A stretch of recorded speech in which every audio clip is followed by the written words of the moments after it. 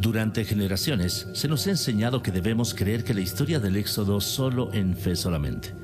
Nos dijeron de que el monte Sinaí, donde Moisés recibió los 10 mandamientos, estaba ubicado en Egipto, pero no hay evidencia real para hacerlo creíble. No hay fotos de artefactos dejados atrás, prácticamente nada para validar una de las historias más importantes de la Biblia. La Biblia dice más de 70 veces que los israelitas salieron de Egipto a Madián, que sería en su mayoría o en su totalidad la moderna Arabia Saudita de hoy. ¿Es cierto que hay muy poca evidencia de que haya ocurrido la historia del Éxodo? ¿O hemos estado buscando en el lugar equivocado? Si bien la teoría de que Moisés y los israelitas que hubieran estado en Arabia Saudita es una teoría nueva, en el mundo exterior no lo es para los lugareños que viven allí. Los saudíes nos abordaron con frecuencia, ansiosos por hablar con americanos por primera vez cara a cara. Y una de las primeras cosas que dirían con entusiasmo será: ¿sabías que Moisés estaba aquí? Déjame mostrarte dónde estaba él y su gente.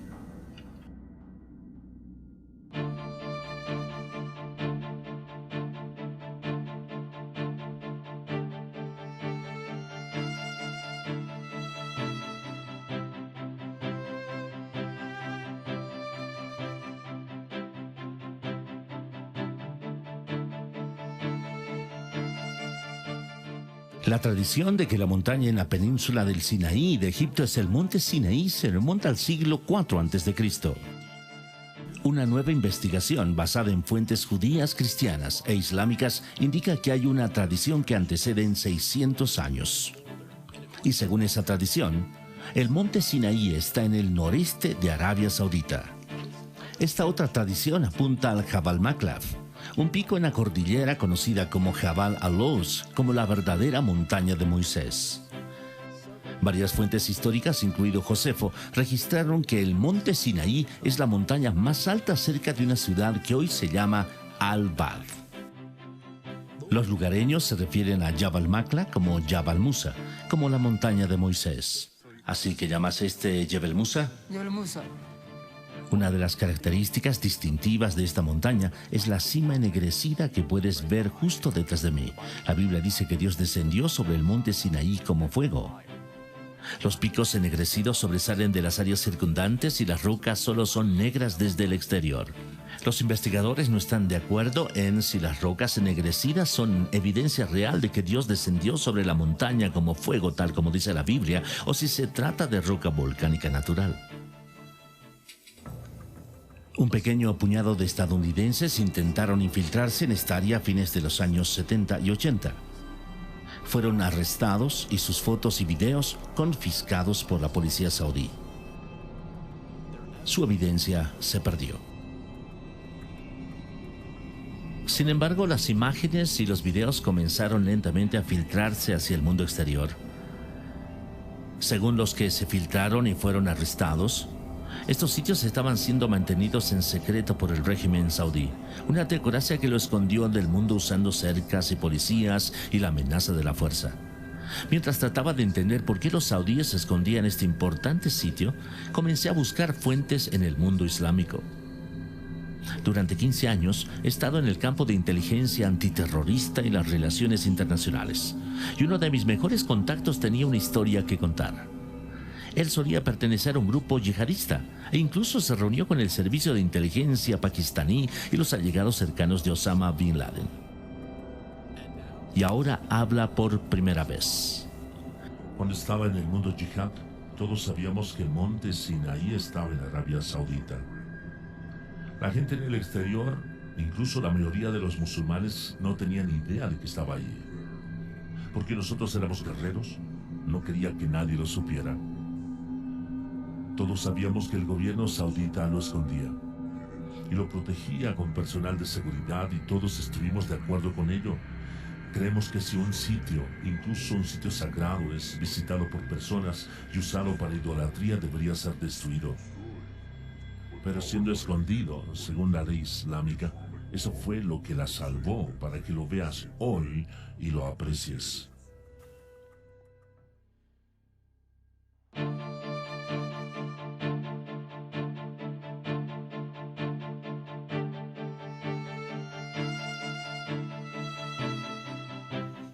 Moisés huye de Egipto después de matar a un egipcio al que vio abusando de uno de los esclavos hebreos. Luego se escapa a Madián como un fugitivo. En Madián, Moisés se sienta junto a un pozo y se encuentra con las hijas de Jetro que están recogiendo agua para su rebaño. Moisés se casa con una de sus hijas. Estamos en la antigua tierra de Madián en este momento, cerca del pueblo que los del lugar describen como originalmente la tierra de Jetro. Cuando visitamos esta área, varios saudíes se acercaron a nosotros para decirnos que aquí es donde residían Jetro y Moisés. Apuntaron con entusiasmo a un antiguo pozo que está cercado y marcado como un sitio arqueológico. Los saudíes siempre han creído que este es el pozo donde Moisés se encontró con las hijas de Jetro, y los musulmanes de todo el mundo vienen a verlo.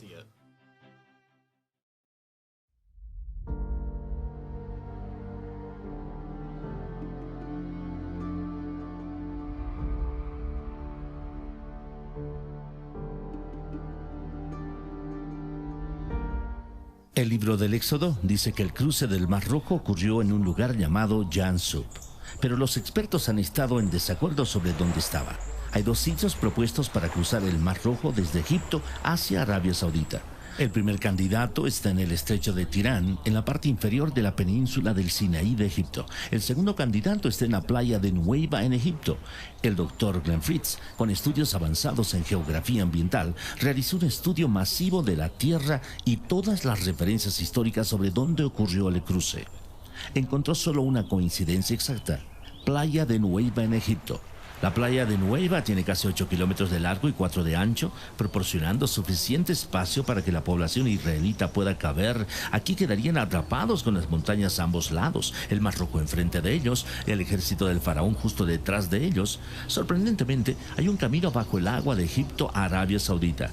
El camino no es demasiado empinado. Los israelitas podrían haber caminado fácilmente si se separaran las aguas. La investigación submarina del Dr. Leonard Moeller mostró formas extrañas en el coral, lo que lleva a algunos a creer que los restos del ejército del faraón están ahí. De acuerdo con esta teoría, el coral envuelto alrededor de los escombros del ejército de faraón conservó la forma de los objetos después de que se disolvieron. Cuando bajaron un detector de metales a las anomalías del coral, las lecturas fueron consistentes con patrones circulares de metal, asemejándose a las partes de carruajes. Habíamos planeado bucear cerca del posible punto del cruce del Mar Rojo, porque es un sitio de buceo público con tiendas donde puedes ir y alquilar equipos de buceo, pero no se nos permitió. La policía saudita se presentó y se quedó con nosotros hasta que nos fuimos.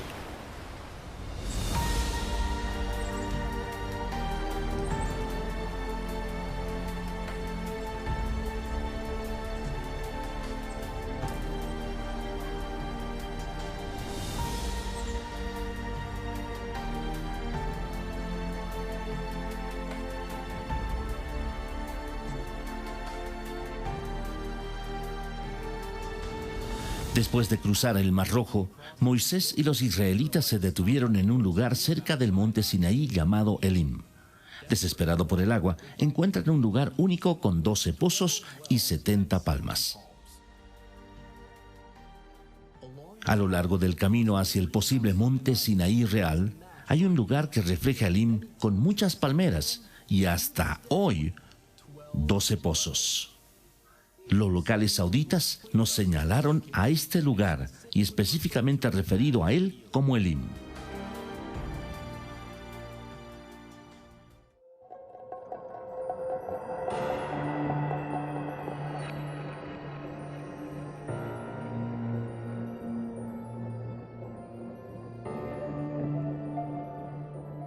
Otro evento importante en la cercanía del monte Sinaí es el incidente con el becerro de oro.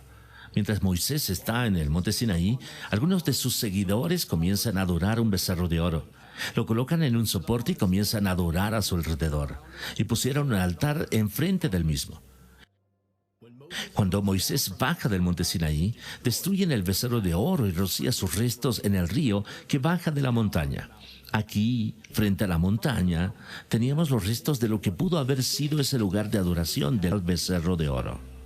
Ahora detrás de mí está un sitio arqueológico cercado que los saudíes están protegiendo. Usted ve el soporte con muchos petroglifos de vacas y personas que adoran vacas, así como una estructura ligeramente levantada que puede ser un altar frente al soporte del becerro de oro. Hay un letrero en árabe y en inglés que advierte a los intrusos que no ingresen a la zona. La tradición local de que allí es donde estaba el becerro de oro es tan fuerte que si te acercas a él serás sospechoso de buscar oro. Según la Biblia, los adoradores del becerro de oro decían: estos son tus dioses, oh Israel. Este verso indica que hay múltiples representaciones de toros, mientras los israelitas están adorando el becerro de oro. En la parte superior del soporte donde se había colocado el becerro de oro, hay una hendidura circular donde la roca ha sido desgastada. Se especula que aquí es donde Moisés convirtió el becerro de oro en polvo. Después de que Moisés destruye el becerro de oro, 3,000 de los adoradores del becerro son asesinados. Así que debe haber un lugar donde miles de personas fueron enterradas. Cerca de 6,5 kilómetros de este sitio hay un cementerio antiguo masivo, que parece ser un lugar de enterramiento masivo donde se excavaron las tumbas de una vez. Está ubicado justo afuera de la llanura donde los israelitas habrían acampado, por lo que es exactamente donde debería estar, si es que aquí es donde tuvo lugar esa historia. Aquí también los saudíes tienen un letrero que lo identifica como un sitio arqueológico y está patrullado por la policía.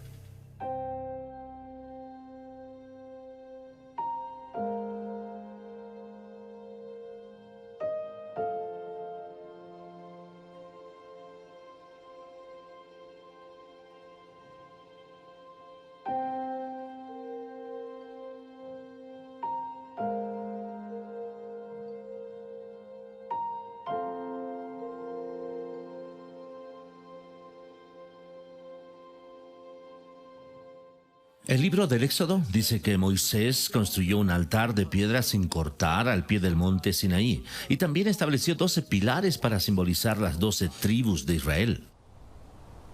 Aquí mismo, al pie de la montaña, vemos esta estructura que se asemeja a un antiguo altar. Y en lo que estamos parados en este momento es probablemente en las rampas para animales. Eso los llevaría a sacrificarse al pie de la montaña. Las rampas de animales conducen a esta zona de la estructura, la cual pudo haber sido la plataforma del matadero para sacrificios de animales. Los saudíes, por supuesto, dicen que esto no tiene nada que ver con Moisés, pero admiten que encontraron desechos animales y huesos debajo de esta área cuando cavaron.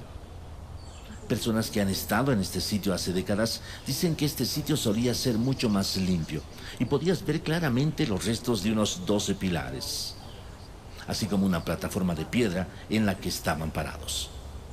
Cerca del altar y de los 12 pilares, Moisés lee a los israelitas el libro del pacto y ellos lo aceptan. Esto significa que Moisés probablemente tenía un lugar junto más arriba del altar que sirvió de escenario para dirigirse a la gente. Justo más arriba de esta zona, con el altar y los pilares, hay un área que podía haber sido un lugar perfecto para que Moisés sea visto y escuchado cuando se hacía el pacto. Un saudí del lugar señaló esta parte de la montaña y nos mostró cómo la voz de Moisés habría resonado como si estuviera hablando en un anfiteatro natural. La Biblia dice que un arroyo que fluía desde el monte Sinaí proporcionaba agua para los israelitas. El arroyo debe haber bajado cerca del altar al pie de la montaña para que se realicen los sacrificios, y el arroyo no debe estar cerca del becerro de oro porque Moisés arrojó sus restos al río.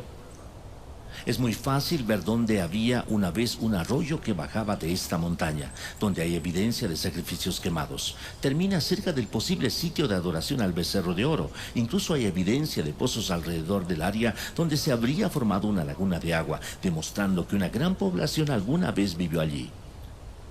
Según la Biblia, el profeta Elías viaja al monte Sinaí y una vez que llega allí, entra en una cueva y ahí es donde habla con Dios. El verdadero monte Sinaí debe por lo tanto tener una cueva que sea accesible, seguro y adecuado para dormir. Esta cueva sobre el altar tiene aproximadamente 4.5 metros de altura, 6 metros de largo y 6 metros de profundidad. Si este es el verdadero monte Sinaí, entonces es casi seguro que es la cueva de Elías.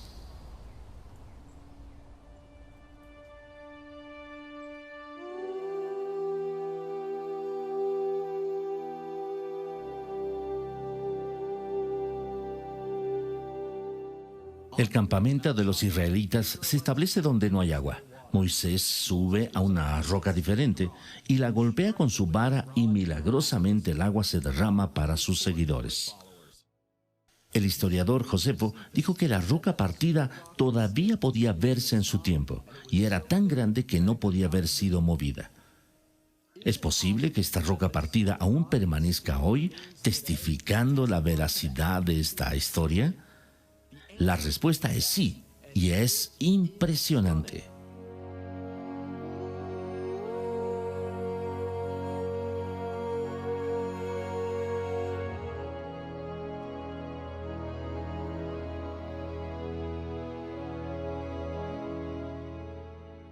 La roca partida fue descubierta por primera vez por Jim y Penny Caldwell, una pareja norteamericana que estaba trabajando en Arabia Saudita a principios de los 90. Los beduinos locales siempre han tenido dos nombres para esta área: el agua de Moisés y la roca partida de Moisés. Esta roca dividida está en la cima de una colina de 3,5 metros y está en algún lugar entre 2 y 18 metros de altura. Y lo que es realmente sorprendente es la ubicación específica en el valle a lo largo de la posible ruta hacia el monte Sinaí. Es que las rocas debajo de la roca partida son lisas, como si toneladas y toneladas de agua se derramaran formando un lago en miniatura en el fondo, para que los israelitas beban de ella. Si tienes una relación con uno de los que viven por ahí, te dirán que esta área está relacionada con Moisés. Pero los beduinos que viven aquí tratarán de mantenerte fuera. Vimos esto de primera mano cuando nos expulsaron del área. Está bien, así que estamos a toda velocidad. Vamos a ver si este tipo nos sigue. Escuchamos 2 disparos. Este tipo no tiene ganas de divertirse.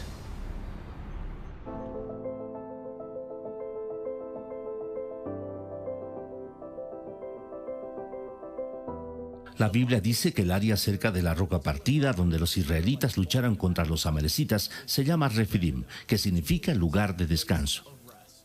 Inscripciones hebreas que encontramos allí se han interpretado y significan lugar de descanso, la definición de Refidim. Más cerca de la montaña se han encontrado inscripciones que el Dr. Miles Jones, un erudito del hebreo antiguo, cree que están hablando de la batalla de los amalecitas. Dice que una de las inscripciones se refiere a la muerte de una amalecita. Cerca hay 2 inscripciones que el Dr. Jones cree que están marcando el lugar donde murieron una madre y una hija hebrea. La Biblia dice que Dios le dijo a los israelitas que posean la tierra donde tocan las plantas de sus pies.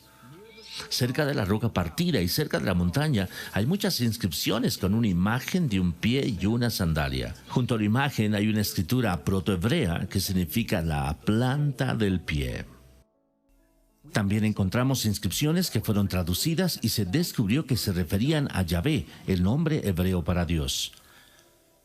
Hay otra área cerca de la montaña llamada Wadi Musa o el Valle de Moisés. Aquí se encontró la representación de una menorá y podría ser la más antigua de una conocida hoy.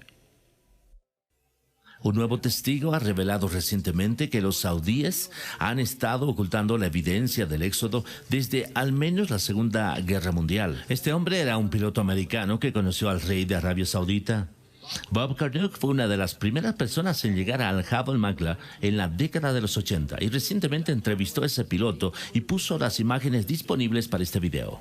Es un honor conocerte. Bueno, gracias. Nuestras vidas se han cruzado posiblemente en algo muy histórico y estamos hablando acerca de dónde se encuentra el verdadero monte Sinaí. No tenía idea de que alguien remontándose tan lejos como la Segunda Guerra Mundial habría visto la montaña y le habían dicho que la montaña era la montaña sagrada de Moisés. ¿Alguno de los musulmanes dijo que era la montaña sagrada? O sí. Supongo que todos en el ejército saudí sabían que era sagrado. Pues me prohibieron volar a su alrededor porque estaba fuera de los límites, que sería matado, que ya sea Dios o quizá por alguno de ellos, no lo sé. Y cuando despegué estaba medio muerto de miedo. Apuesto a que volé alrededor, pero era diferente del resto de las montañas porque era negro en la parte superior, o era un verde negruzco. Estaba lo suficientemente oscuro. ¿Quieres saber lo que realmente creo? Creo que es el monte Sinaí. Creo que Dios me dejó volar alrededor. Eso es lo que creo que pienso. Él nos dejó a ambos vivir. ¿Por qué no hemos oído hablar de este otro candidato para el monte Sinaí? ¿Por qué casi todo el enfoque ha estado en el sitio tradicional a pesar de su falta de pruebas convincentes? Piensa en cuántas cosas se alinean con la historia bíblica aquí en esta montaña. Hay una playa, un sendero donde podía haber ocurrido el cruce del Mar Rojo, coincidiendo con el relato bíblico. Se puede ver cómo los israelitas podían haber acampado cerca de Elim con 12 pozos y 70 palmas. En el camino a Jabal Machla con una roca partida, una zona adecuada para acampar. Hay una montaña conocida como la montaña de Moisés, con una gran llanura frente a ella donde millones de israelitas podrían haber acampado. Puedes ver un altar de piedras sin cortar al pie de la montaña donde hay evidencia de sacrificios. Justo donde debería estar, hay evidencia de adoración al toro, y puede ser exactamente como Moisés habría visto la adoración del becerro de oro mientras bajaba de la montaña. Hay un arroyo que baja de la montaña, tal como dice la historia del Éxodo. Puedes ver justo donde pudo haber estado la cueva de Elías. Todos estos pequeños detalles tienen que encajar, y encajan. Después de regresar de viaje, la gente me preguntó cómo me sentía allí donde tan pocas personas han podido estar. Los sentimientos predecibles fueron fáciles de describir: adrenalina, asombro, admiración. Pero había una emoción que era más difícil de describir.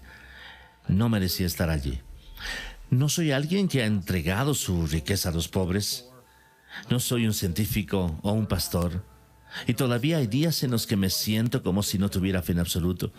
Pero entonces, mientras miraba las montañas, recordé algo. La Biblia tiene un patrón claro donde Dios no usa lo mejor o lo más esperado. E incluso Moisés era tan inseguro que no quería el trabajo. En lugar de utilizar a los más calificados, el patrón es que Dios usa lo inesperado. Los inseguros, los imperfectos, los deprimidos, los que dudan, los desvalidos. Cada persona puede hacer una diferencia, especialmente aquellos que piensan que no pueden. Mientras ven esto, los saudíes están construyendo una super ciudad que está planeada para ser 33 veces más grande que Nueva York. Si todos nosotros no tomamos medidas, la construcción saudí en la zona puede destruir evidencia clave y evitar la excavación en el futuro previsible. Para intentar evitar que estos sitios sean amenazados, hemos creado un sitio web y una organización sin fines de lucro para apoyar investigación adicional y para convencer a los saudíes de preservar los sitios para que puedan ser salvados e investigados. Estamos entrando en un periodo en el que nunca hemos estado antes, uno donde este material de archivo y otra evidencia del Éxodo y la Biblia en general están a un solo clic de distancia para cualquier persona en la Tierra con una conexión a Internet. Y en la manera que estos sitios son revelados, cambiará el Medio Oriente para siempre e impactará a los miles de millones de personas que siguen el judaísmo, cristianismo, islamismo y los que no tienen fe en absoluto. El mundo está a punto de cambiar.